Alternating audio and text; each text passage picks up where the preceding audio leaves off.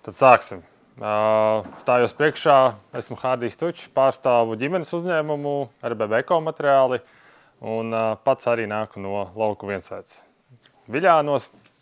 Līdz ar ko tā ir tā vieta, kur, diemžēl, varbūt mēs šobrīd atgriežamies tikai brīvajā laikā, brīvdienās, jo reāli tā ir vieta, kur mēs tādu kā atpūtu, detoksu saņemam un gribētos, protams, biežāk.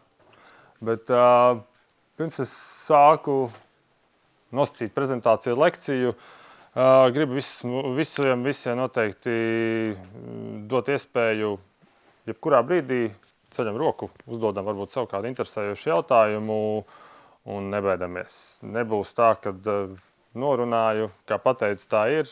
Mēs varam diskutēt, mēs varam, ceru, arī pastrīdēties par kādām tēmām aktuālākām. Tajā pašā laikā esmu nedaudz paņēmis līdzi arī materiāls gan no vecajām lauku ēkām, gan arī varbūt netik vecām kā lauku ēkām, tās pašas koku apbūves, jo lielos vilcienos tas viss būs miedarbība ar to, kā būvēja agrāk, par to, kas ir bijusi arī tā pati mums labi zināmā amatniecība. Bet tad sākot, gribu uzdot jautājumu jums. Kas ir vērtīgākais vecā lauku sētā? Ēka materiāli vai senču gudrība? Gudrības. Tas varbūt arī ne tas, kas ir rakstīts, tas ir jūsuprāt, kas jums tāds svarīgākais tajā visā ir? Šajā gadījumā dīķis. Pie tā mēs vēl pieskarsimies. Dīķis, gudrības bija, jā. Ēka. Koks. Tur kaut kā tā izveidojusies dzīves telpa. Jā. Tad, kā es uzskatu, vērtīgākais, manuprāt, lauku sētā ir domāšanas veids. Jo mēs jau pieminējām izvietojums, dīķis, pat ēka, koku materiāli, meži apkārt. Jo lauku sēta, senā lauku sēta, tas nav tikai īpašums. Tas ir ģimenes mantojums, tā ir vēsture, tās ir amatniecības prasmes, tā ir vieta, kur ir gadiem veidojusies. Viņa ir veidojusies pēc praktiska pielietojuma, pēc vietējiem resursiem, kas ir bijis. Tas nav bijis tā, kā mēs šodien kaut ko gribu darīt. Aizbraukšu tagad laikam līdz depo vai līdz kā senukājam, paskatīšos, kas tur ir. Iespējams, kaut kas ir arī uz atlaidēm, tad jau kaut ko uzmeistarošu mājās. Bet lauku sēta, tas ir tiešākais piemērs ilgspējībai. Jo jāņem vērā to, ka tajā laikā mūsu pamatlietas bija lauksaimniecība un amatniecība, bet tad nāca industrializācija. Un tikko kā nāca industrializācija, tad mēs šajā visā ciklā no pamatidejas, kad ņemam tos reālos piemērus, prakses, pārbaudītas lietas, varbūt kaut kā pielabojam, varbūt kaut kā sagatavojam tā, lai tas notiktos vieglāk un ātrāk, esam aizgājuši, kā to dabūt vieglāk un lētāk. Līdz ar ko šodien mēs saprotam to, ka agrāk vecā lauka sēta, un joprojām viņas ir, kas stāv 100, 150, 200 gadi, un viņas joprojām ir stāvējušas. Atkarīgs ir no tā, kāds dzīvo viņās vai nedzīvo, tad modernai mājai, mums jau ir tāds klasika, ik pēc 5 gadi kaut ko pamainīt, drastiski. Tad turpinot, gribās nedaudz atgādināt par to, atmiņās par to, kā tas viss ir veidojies. Protams, ilgstoši necentīšos jūs nogurdināt ar vēstures pamācībām un to, kāpēc tā ir darīts, jo noteikti lielai daļai no jums ir bijusi pieredze aizbraukt uz laukiem, savu lauku sētu papēdīt. Tāpatās kā šeit iebraucot Lielos Zolos, pirmais, ko mēs ieraugam, ir pa vidu aka. Un tad jau no akas un jāskatās, kur vēl kāda ir ēka. Noteikti agrāk ir bijusi arī kāda senāka ēka, varbūt viņa nav vairāk starp mums šeit. Bet Latvijas lauku sēta, tā ir pārdomātā vide. Dzīves vide, kur sākas viss ar ainavu, tad skaists reliefs. Mūsu gadījumā arī esam, ja mēs pavairot iziesim ārā pēc lekcijas, paskatīsimies, īstenībā mēs tādā reliefā esam, ka esam uz kalniņa. Vispārējais mums aiziet pļava viena, pļava otrā pusē, mēs visi esam spējīgi pārredzēt. Kā nākamais atkal orientācija dienvidu virzienā. Varbūt kāds zina, kāpēc tāda lauku sēta ir ar skatu uz dienvidiem, ar logiem uz dienvidiem. Kas ir tas iemesls? Jā. Tā ir viena no lietām, ko mēs šodien, paldies Dievam, vēl ievērojam un saprotam, jo arī tādām mājām un arī mūsdienu mājām, principā ar pareizi novietojumu mēs esam ekonomējuši 50% no uzturēšanas.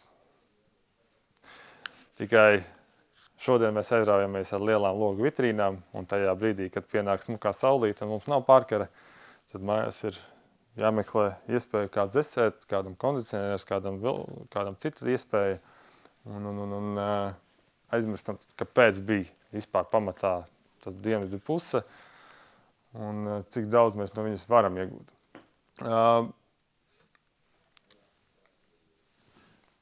Reliefs, mežs, ūdens ceļi. Tu arī minēji par dīķi. Lauku sēta nevienmēr un ne visur ir bijusi tikai viensēta. Sākotnēji ir bijis arī, pieskarsimies kā reiz jau uzreiz, tad zemgalē slēgti pagalmi, rinkas un kūtis vienā ēkā.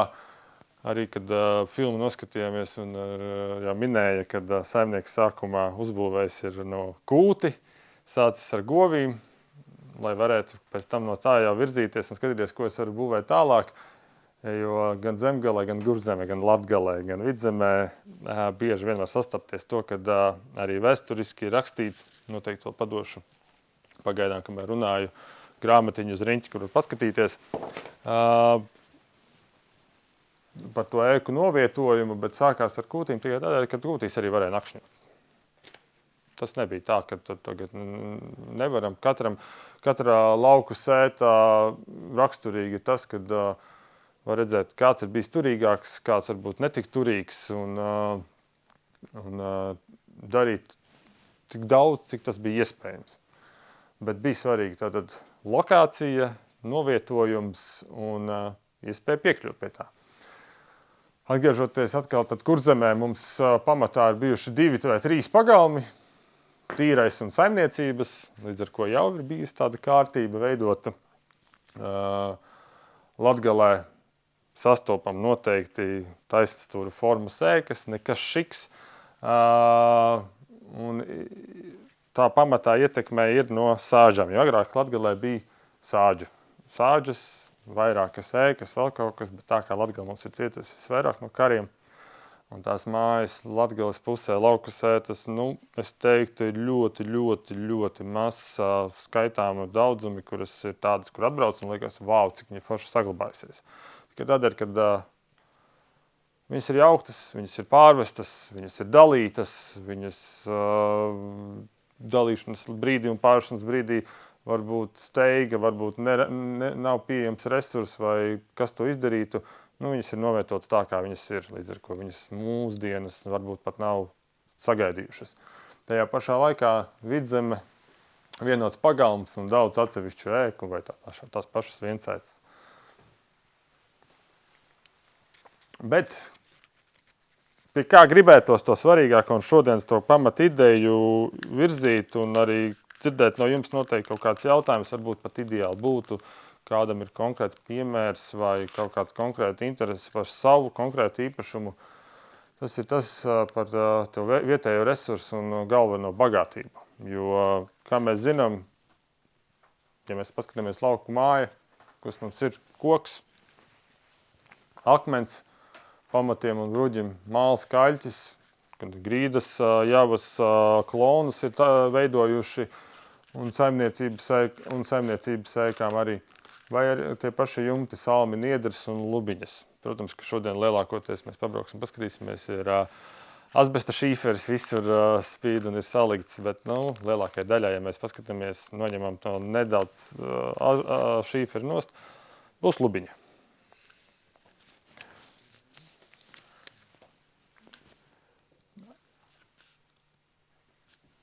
Par pieejamiem materiāliem šodien, jo pēc šī slaida pieskarsimies par tādu ļoti aktuālu tēmu ir kā tad tās vecās lauku ēkas ir tapušas, bet šeit es gribu mazliet tā plašāk un tā, lai jums paliek atmiņā, tad vietējie joprojām materiāli. Kāds zina, kas ir bijusi pamatlieta vecajai lauku mājai, kurai pa lielam svilpo cauri vējš lielākoties?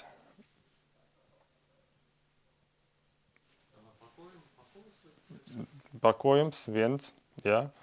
Drīvējums, jā. Jā. Un kas mums ir uz jumta? Uz jumta, uz mansardā. Zāģu skaitas, izdeģi, jā. Un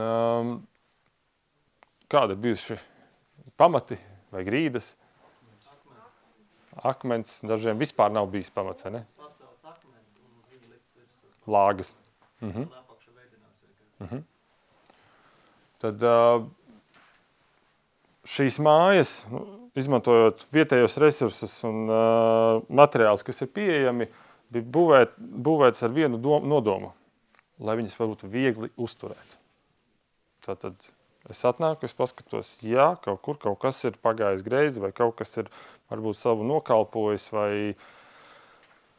āru laikapstākļu ietekmes dēļ, īpaši dienvidu puse, ir vairāk, vai kāds putns ir, parādījies man pie mājas, un tagad visu manu pakojumu ir izrāvis ārā, un man, guļot naktī sajūtas vilpo vējš. Tad man bija vienkārši iespēja, jā, skaidrs, eju pakaļ, izkautāju sūnu, vai eju salasu, sagatavoju pakulas, sadrīvēju, salaboju, un atkal dzīvoju bez sāpēm, varu iet strādāties, darboties un pelnīt iztiku ģimenei. Tad šodien arī tas pats arī notiek tas domāšanas veids, ko es jau arī sākumā minēju, kā mēs būvējam šodien tās mājas. Šodien mums atkal ir jāsāk ar to, kad ja agrāk pamatu nebija izteikti lielu, tad šodien māja sākās ar milzīgu katlavānu, milzīgiem pamatiem, kur mēs varētu uzbūvēt daudzstāvu ēku, un mums ir skaliņa jumts. Tad tā otrādāk apmetīsim to visu. Jautājums ar kādu nolūku. Šodienas izpildījumā bieži vien aizmirstam arī, kā piemēru ņemot lauku mājas un to uzturēšanu, ir tas, ka viens ir skaidrs, kā mēs viņu labojam. Arī jebkurai lauku mājai var ienākt un paskatīties, ir kādam, kas ir tiešām bijis turīgs lauksaimnieks un vēl kaut ko, un tur būs gan raksti, gan kalumi, gan centrālie stabi tādi izvērsti, kas ir tie visi smukumi, kuri varbūt, ja ir cietuši, ir jautājums, vai būs pa spēkam vai nebūs pa spēkam tādu atjaunot, bet sienu biezums mums pārsvarā ir bijuši gurbaļķis, vai tas ir tēstais, vai apaļkoks, 150, 40 mm biezumā, kas ir vienkārši sadrīvēts. Līdz ar ko no siltinājuma viedokļa tādas nebija. Arī šodienas logu piemērā šeit mums visur ir jau modernie vai koka vai plastikāta hermetiskie logi, un tad mēs runājam par to, kā tad ir, nav ko elpot. Šobrīd arī tagad durvis ir ciet, es jau jūtu, kad ir bišķi sausāka muta, jo nav gaisa. Vecajā lauku mājā atkal tā nebija problēma. Mums bija viens liels pavards, krāsns, īpaši tām lauku mājām, kurām tas vēl ir saglabājies. Tas ir zelta vērtē, jo šodien, diemžēl, to meistaru, kas to varētu savest kārtībā un atjaunot, ir ļoti maz. Tikai tādēļ, kad es taču varu, ievilkt, iebutenēt tagad tur siltās grīdas, palaist silto grīdu apkuri, un man būs viss labi. Tad līdz ar ko no tiem atgriežoties pie pamatmateriāliem, lauku ēkai labojam un būvējam no tiem pašiem materiāliem, no kā viņi ir celta. Tad tas mums ir koks, laukakmeņi, tās pašas smiltis. Nu, jau šodien arī esam saskarsmē ar niedru sietiem. Tie, kas varbūt savās lauku īpašumos vai koku apbūves mājās saskarās ar niedru sietu, es jūs apsveicu. Jūs īpašums ir bijis, jūs īpašumi līdz īpašnieki ir bijuši ļoti turīgi. Jo tiem, kam ir skalas sietas, tā nebija turības zīme. Kāpēc? Tikai tādēļ, ka šis jau bija viens no materiāliem, kas jau bija industriāli sagatavots. Viņš ir sapīts, sagatavots un jau likās virsū. Tā jau bija viena no mācībām, kad mēs īstenībā varam patērēt mazāk materiāla un tajā pašā laikā iegūt to pašu, saņemt to ieguvumu no šī izpildījuma. Tad atkal atgriežoties, mums ir kaļķis. Kaļķis kā materiāls pieejams visiem tepat zem kājām. Nu labi, nevar būt ne visos reģionos, bet materiāls, kurš ir ideāls pret visiem mūsu grauzējiem, visām mūsu pelējumu problēmām. Kas mums ir kaļķis kā materiāls? Kāda ir tā, kāds varbūt zinās, es nesaku, ka jums jābūt ķīmiķiem, bet kāda viņa pamat ideja? Kas tas mums ir? Antibakteriāls saistviela. Jā, tas ir augstsvērtīgs sārms. Kaļķis ir augstsvērtīgs sārms, līdz ar ko arī šodien, ja mēs rekonstruējam, renovējam vai atjaunojam, mēs to kaļķi varam izmantot kā konservantu, kā piedevu siltumizolācijas materiālam. Tātad mūsu gadījumā tas ir, lai nedzīvotu liekie viesi visādi. Un tajā pašā laikā mēs varam saglābt pamatus. Lielākoties kaļķi jau izmantoja pamatu veidošanai. Mums nebija tādas hidroizolācijas un tam līdzīgi. Kara laikā, protams, parādījās pape. Tiem, kam jau ir pape uz vecajām ēkām, super, jā, tā bija viena no kļūdām, bet tagad nebīstaties un neskrienat visu plēst nost, viņi ir satrupējusi, viss kārtībā. Līdz ar ko, jau šodien es varu garantēt, pateikt, ka tās vietas, kur ēkām jau ir pape uzlikta, visticamāk, viņa jau pūšās cauri, elpojās, un tad tā konstrukcija dabūs izžūt. Ja gadījumā ir tā, ka pavisam labi saglabājusies, tad mēs varam varbūt viņu vienkārši sarobot. Jā, apakšā viss jau nav sapūts. Jā, jo tā ir tā lielākā sāpe. Un ķeramies varbūt tad, uzreiz pie tādas pamatlietām. Vecajai ēkai pamatizbūve. Kā jau es minēju, sākotnēji ēkas cēla vispār bez pamata. Ir lauks, noliekam pirmos vainagus, krāmējam mājiņu augšā.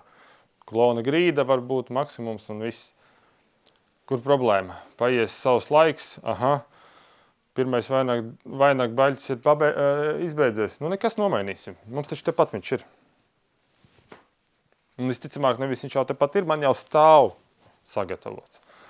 Un, protams, izmantoja vainagu veidošanai sveķaiņu priedes koku un ozokoku.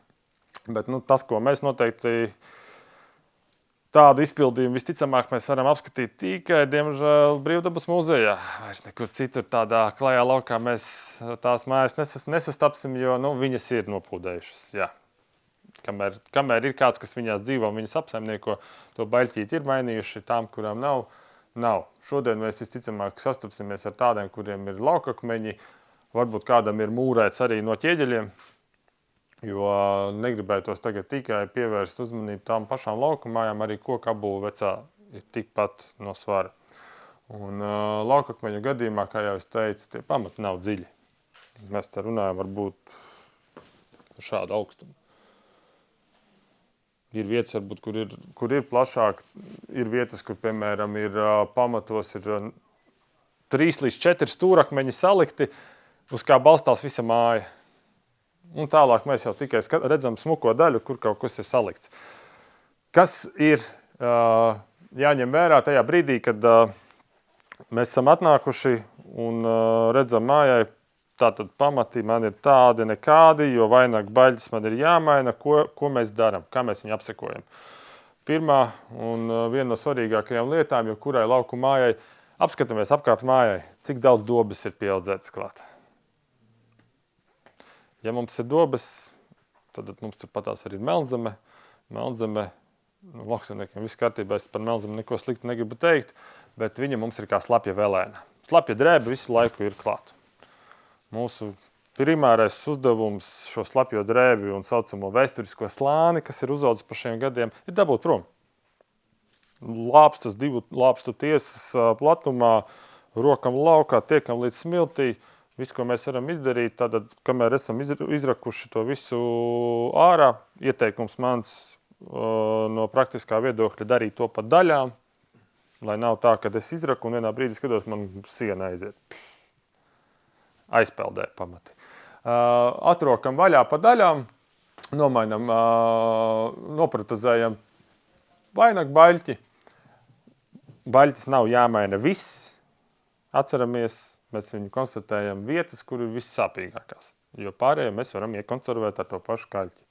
Un ja kāds jums saka, tur tagad, jā, nomainīju un tagad laisīsi hidroizolāciju, maksimums, ko es jums varu ieteikt, ir bērzu tāsis salikt šādai ēkai. Ja negribat atgriezties pie tā paša scenārija, nu jau pēc 5. gada. Līdz ar ko pamatu gadījumā atsedzam, varam izveidot noteikti arī drenāžas sistēmu. Mans ieteikums māja pa perimetru, tā kā tā māja visticamāk būs uz pakalniņa, kā mēs jau iepriekš runājām. Paskatāmies, kur ir foršākā vieta, novadam liekos lietus ūdeņus nost no pamatiem un saberam to vietu ar olīšiem vai akmentiņiem. Tīri tā, lai tas viss lietus ūdens pēc tam nākotnē smuki tiek prom un no mājas vairs nespiežās iekšā mitrumi.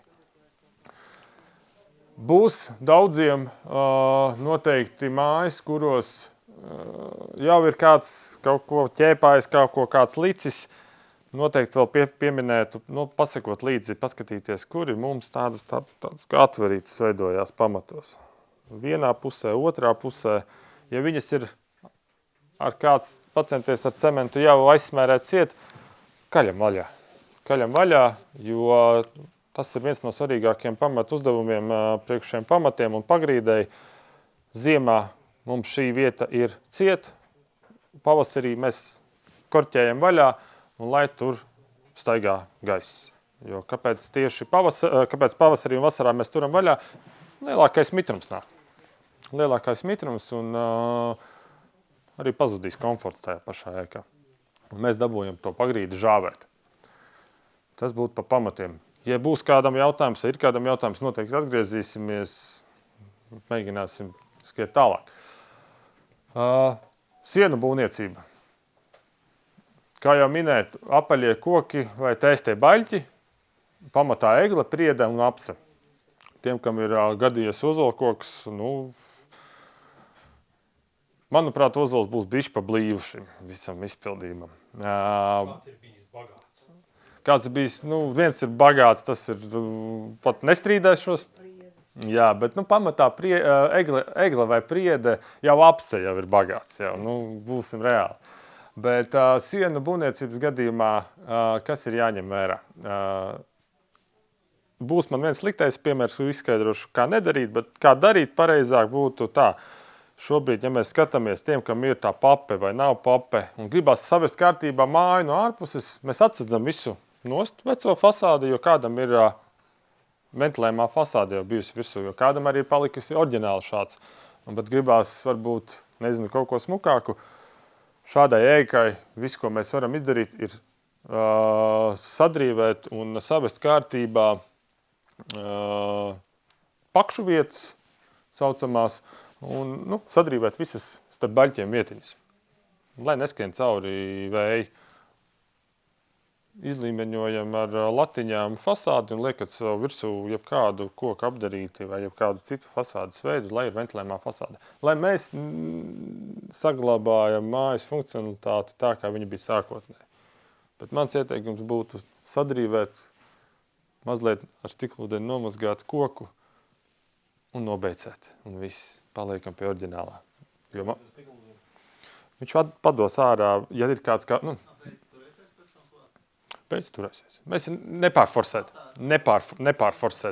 Jā, jo galvenais nepārforsēt, jo atkal tie, kas izdomās, varbūt, nezinu, atbrauks man puikas tulītās ar smilšu strūklu notīrīs, vai es ar kārčeru nomazgāšu, man ir sliktas ziņas, jums jūs sabojāsiet tikai koku. Tā kā viņš ir, ja šajā gadījumā šis ir tēstais koks un, vai arī apaļkoks, atstājam viņa... Ja viņš ir ar kaut ko krāsots, dabūt nost veco. Tas ir vairāk tīrīšanas līdzekļu gadījumam.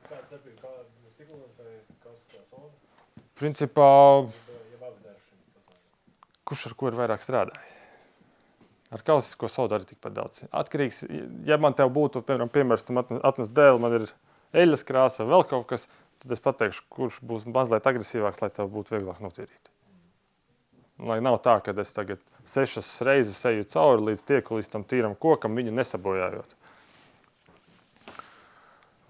Sadrībējam un atstājam. Vairāk no ārpuses nekādas pakošanas un kaut kādas siltināšanas mēs neaizraujamies, tam nav jābūt.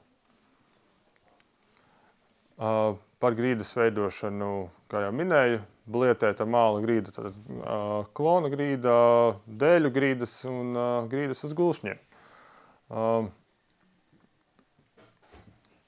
Tikko kā mēs gribētu mājās ielikt betona grīdu vai jebko citu, kā jau moderni, tad es gribu uzlikt savu, nezinu, parketu vai vēl kaut ko, būs pirmā sajūta, kad plika kāja man ir uz koka, plika kāja man ir, nezinu, uz kaut vai tā paša parketa vai flīzes. Te ir augsti, te ir silti. Kāpēc? Materiāli blīvums. Tikko kā man šāds izpildījums, tā mēs uzreiz sākam domāt, kā es sildīšu grīdu, jo man viņa ir augsta. Kaut arī es saprotu to, ka man šeit apakšā nav nekāda siltinājuma. 0. Jā. Gaisa staigā, jā. Bet atcerās to, ka pagrīdē cauru gadu mums ir cik grādi plusā? 5-6. Un tas nenozīmē, ka man tagad sals kājas. Mēs esam bišķi aizgājuši pa tālu, sabiedēti. Es varbūt pēc prezentācijas pats padalīšos ar modernās savasmājas izpildījumu, kā tas ir, kad bez mazā nav vispār nekādas izolācijas grīdā. Jo ziemas apstākļos, kā es minēju, mēs taisam caurumiņus ciet.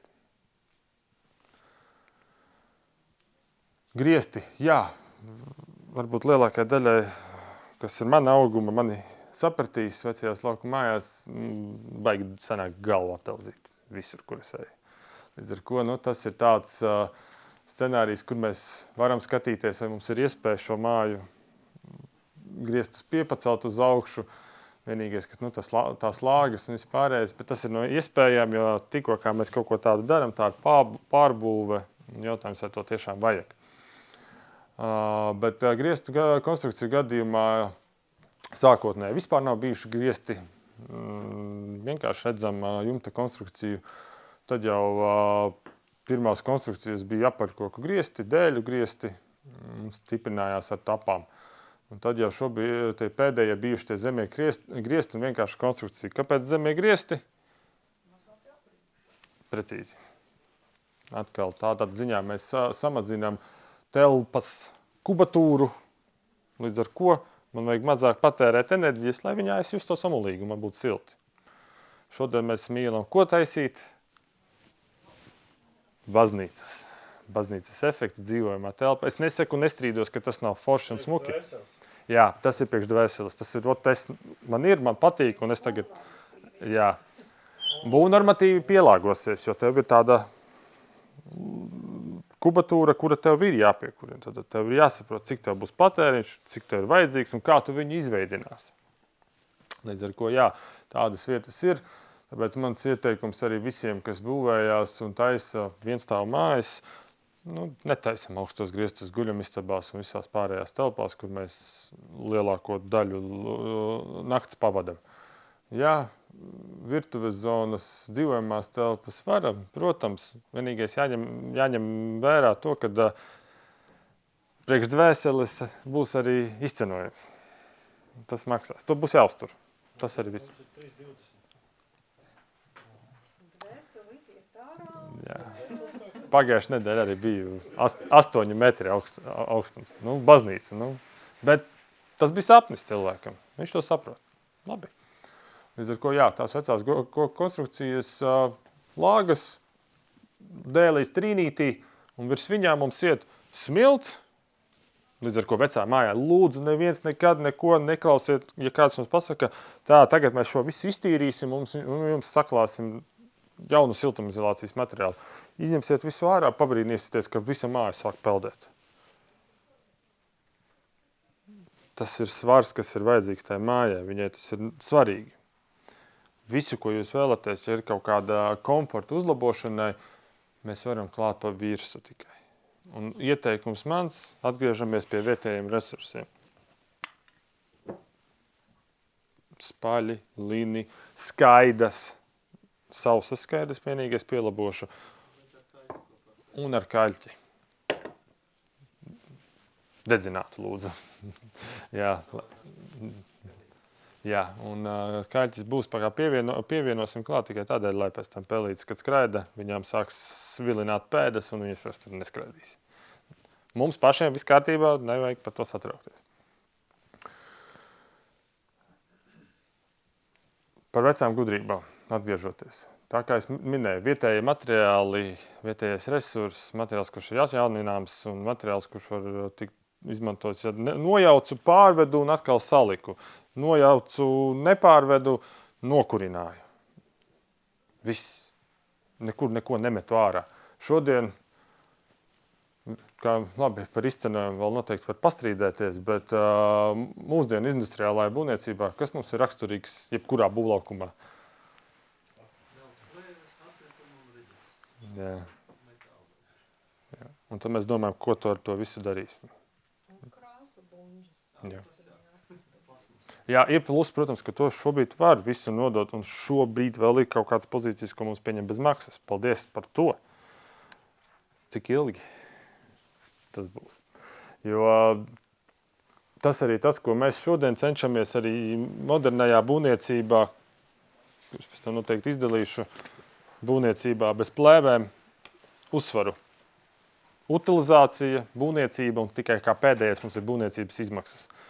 Jā, skatāmies ilgtermiņā. Viens mēs tagad sabūvējam, mums ir viena atkrituma daudzums, mēs esam sabūvējuši arī vecās lauku mājas ar šausmīgi daudz sirdsābīgi piemēri, kur cilvēks jau gribēja kā labāk.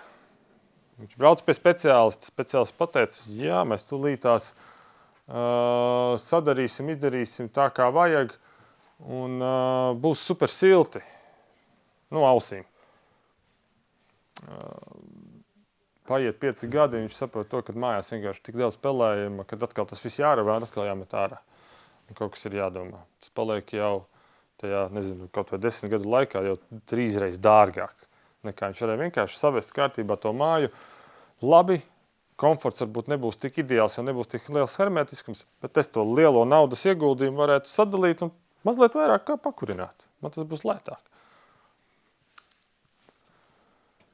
Līdz ar ko, jā, par tām utilizācijas izmaksām jāņem vērā. Tas ir tas, no ko mēs esam palaiduši garām, jo mēs ātri esam gatavi, mēs esam kļuvuši par patērētājiem. Un galā tā ir vide, kurā mēs dzīvojam. Tikko mēs noskatījāmies fantastisku filmu, principā es varētu viņu tikpat labi pārkopēt uz būvniecības sfēru. Tas, kas ir šodien. Tad atgriežoties, jā, galvenie ieteikumi. Esam tikuši pie lauku sētas, viensētas vai koku apbūves sēkas. Pirmās, es teiktu, katrai ēkai ir divas pamata svarīgākās lietas. Vai man nav tekošs jumts un kas notiek ar maniem pamatiem? Par pamatiem bija skaidrs. Minimālo sastāvu mēs varam izdarīt vienkārši noņemam melnzemi. Nodrošinam to, lai lietus ūdeņi nekrājās un tiek novadīti. Un savedam kārtībā tekošās vietas jumtā, lai mūsu konstrukcija ir pasargāta. Mēs viņu varam atstāt. Viņi joprojām dzīvosies un gaidīs to brīdi, varbūt, kad, nezinu, man vai kādam citam no jums parādīsies iespēja viņā varbūt ieguldīties un brīvais laiks, lai viņu sakārtot. Pats pēdējais būtu siena konstrukcijas. Tās ir pielāgojums, nerunājot vispār par starpsienu iekšpusi. Noteikti izvairamies lūdzu no industriālās būvniecības materiāliem. Tātad vairāk par industriālās būvniecības materiāliem es domāju materiālus, kas mums ir uz naftas sintēzes bāzes. Jo, ja atcerās, šīs mājas, visas vecās lauku sētā, nebaidījās no mitruma, viņas bija spējīgas funkcionēt un izdzīvot tajā visā vidē. Mums, kā daudzi saka, māja elpo, māja neelpo neviena, mājai ir tvaika caurlaidība. Mitrums ienāk, mitrums iziet, viņš netiek nekur iespundēts un nekas nesāk pelēt.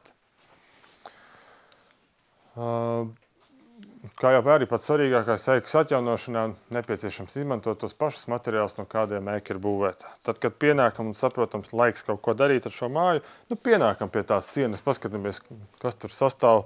Ja tur ir bijis apmetums, skaļķi apmetums, paņemam, paskatāmies, kāda frakcija ir bijusi. To visu var dabūt un lai garu savas kārtībā. Nevajag visu ravēt nost, tagad ar cementa apmetumu es eju augšā un būs super optika uztaisījis. Vēl ģipša, jā. Superīgākais draugs ar ūdeni.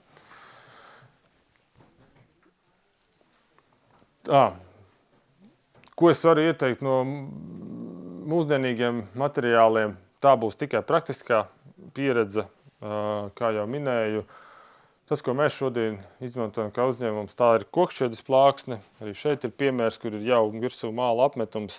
Bet jāņem vērā, ka arī šodien ekobūvniecība ir liels mārketings un lielai daļai materiāli jāsako līdzi datu lapas. Tad cik tad tur ir un kas tur ir iekšā? Mūsu gadījumā mēs svarīgi pieminam to, ka arī kokšķiedām ir dažādi ražojumi slapjā un sausā. Ir līmes vai nav līmes klāt, jo tas ir diezgan svarīgi no ilgtermiņa. Tālāk, protams, jau pēdējos 25 gadus mums ir celuloze, kuru es tikpat labi vecām lauku saitām aizvietotu ar skaidām. Pilnībā pietiksies. Garantēti. Vienīgais mēs varam runāt varbūt par kaut kādiem, uzbērt 20 centimetrus. Vai arī to pašu veco paņemt ar grābekli uzrušināt. Jā. Un visas iet prom uz Poliju.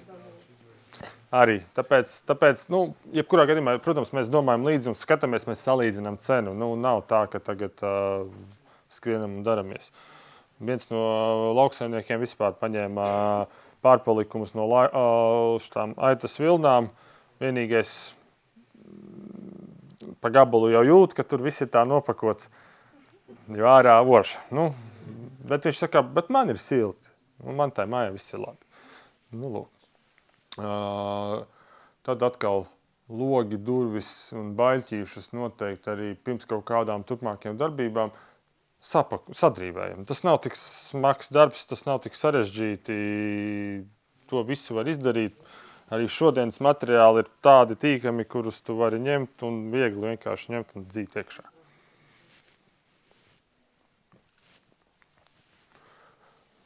Māla apmetums. Tur es varbūt varu visplašāk runāties un stāstīties, bet šis būs laikam tas viens no vecākajiem materiāliem, kuru mēs esam pavisam aizmirsuši.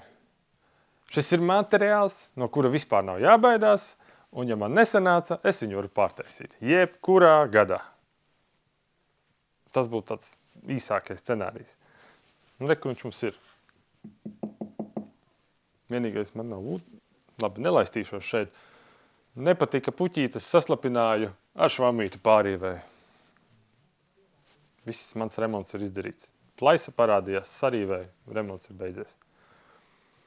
Bet tā vide, ko mēs esam uztaisījuši, izmantojot šos materiālus, mēs vairs neesam siltumnīcas efektā.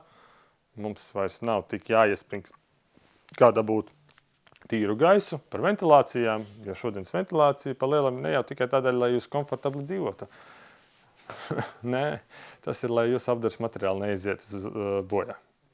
Lai nenoreaģētu uz jūsu pašu radītu mitrumu iekštelpās, nerunājot par to, kas nāk no āras. Un jau uz beigām viens no piemēriem Rojas pusē, kur saimniekam arī tos dīķis man tagad kritīs acīs visu laiku, kā pieminētais, arī ir izveidojis, atjaunojis foršu lauku viensētu. Un jau dzīvo kuru gadu. Un uzturēšanas izmaksas viņam ir smieklīgi mazākas par kaut vai mūsu modernajām A klases ēkām.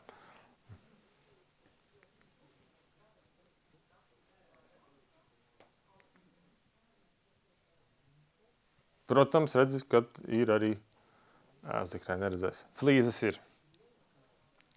Bija pirmajā stāvā. Jā. Gan jau tomēr tāpat betons ieliec ir. Pirmajā stāvā, ja nemaldos, ir betons, jā. Jo tajā brīdī, kad viņš to sāka kārtīgi darīt, tā bija pirmā lieta, ko viņš bija izdarījis. Salējis, un tad tikai sākās būvniecības. Nu, šis laikam bija tas, kas piemērs, ko es gribēju teikt, kā nedarīt. Un, šis ir principā tas, ar ko es saskaros 75% manas ikdienas. Bet šeit saimnieks, viņš gribēja kā labāk. Vienīgais, viņš dabūja meistaru, un meistars teica, darīsim šitādi, es tā entās reizes esmu darījis, viss baigi super. Viņš ir darījis entās reizes, bet viņš nav bijis laikam atpakaļ tajos objektos pēc kaut kādiem gadiem. Tas ir tas, ko es gribēju teikt. Ja es, piemēram, savā pieredzē varu dalīties ar to, ka man nav grūti iedot kontaktus un iedot adresi iepriekš redzētam objektam, kur cilvēkam var aizbraukt uz teju ar kūku, viņš no sirds padalīsies savā pieredzē. Mēs veidojam arī to klientu bāzi, nevis tā, ka man vajag, lai es tev varu kaut ko pārdot, man vajag, lai tu pēc tam padalīsi ar viņu. Jūs padalīties zināšanās, viņam ir vieglāk, viņš pēc tam padalīsies ar nākamo. Tas domāšanas veids. Tas tāds pats bija kā lauku sētā. Nebija problēmas, mēs sastrādājamies. Nu jā, diemžēl tāda ir tā realitāte, un tur būs vēl entais biezums ar minerālu vatēm, nāks vēl plēves. Jā, bet šī māja būs A klase. A klases maksas maisiņš. Jā. Un atstās to šīferi, ja? Nē, es domāju, šīfers rausies nost. Metāls būs, jā. Bet es saprotu, ka tās atjaunotās izboja ķēkas jau līdz nevar nodot normāli eksploatācijā, jo nav tas siltums pareizais. Līdz šim brīdim, kā viņas reģistrētas ir? Daudzas vispār vēl nav reģistrētas. Tās, es runāju par vecām, viņi jau sen no kuriem gadiem jau tur ir Jā. kaut kur, jā, bet taču, ja tu šobrīd viņu tā kā renovē un gribi tā kā nodot valdē, nodot eksploatācijā, tev nāk un mēra siltumu caurlaidību un pasaka, tev kā guļbaļ ķēka nedara, viņai pa daudz caurlaidību. Un paneļa diskusijā vajadzētu apspriest šito. Jā, nu tā tas ir, tā, visās dzirdējusi, tā ir. Nē, tā ir. Tā ir problēma. Līdz mirklim, kamēr mēs tiešām nesaskaramies varbūt ar arhitektu vai projektētāju, kurš ir gājis cauri personīgi tam visam. Un vairs neiet pēc klasiskā aprēķina, bet jau izvērtē. Vai vispār tas ir vajadzīgs, vai tā mājai ir nepieciešama tāds hermetiskums? Vēl iespējams, varbūt visā tajā sākuma plānošanas un pārprojektēšanas procesā pareizi nodefinēt to, ko mēs darām, precīzi. Ja tā ir dzīvojamā māja, tad viņai vajadzīgs ir tas atbilstošais siltuma izlaišana cauri, bet tu viņu tur par vasarnīcu vai par lauku virtuvi nosauc, un tad nevajadzētu. Jo dzīvojamā mājā mēs atceramies arī, mums ventilācija dalās trijos daļās. Tā tad ir mehāniskā, dabīgā mehāniskā un piespiedu. kuru mēs sākotnēji noformulējam, kura būs tad paredzēt šai mājai. Vai mums pēc tam tiešām ir jāliek rekuperācijas sistēma, jo izrādās jau tai mājai man te visur gaiss nāk. Māja pati Jā. rekuperēja. Atceramies, ziemā jausīm ir silti un cepuri ir uz galvas. Man ir labi. Jā. Un cepure un kājas, divas pamatlietas, ko es runāju. Jumts un pamati. Sienā var būt caurums. Un tu mazāk jutīsi, nekā tev siltums aizskrien prom. Līdz ar ko tā bišķi mēs padomājam un pamodelējam, kas tad īstenībā ir no tā svara. Līdz ar ko... Nav jau vienmēr te būvvaldē viss jāsaka. Nu to tā... Jā, brauc jau mēri, ja tu tā visu gribu likumīgi izdarīt, lālīse. Tad tā, lai paspētu uz nākamo, tad īsie ieteikumi tad par to, ka ilgspējībā domāšana plānojam ilgtermiņā lūdzu, domājam uz priekšu. Vietējie resursi, viņu ir daudz. Galvenais ir mācēt nolasīt esošai mājai, no kā viņa ir tapusi, lai mēs zinām, ar ko viņu labot.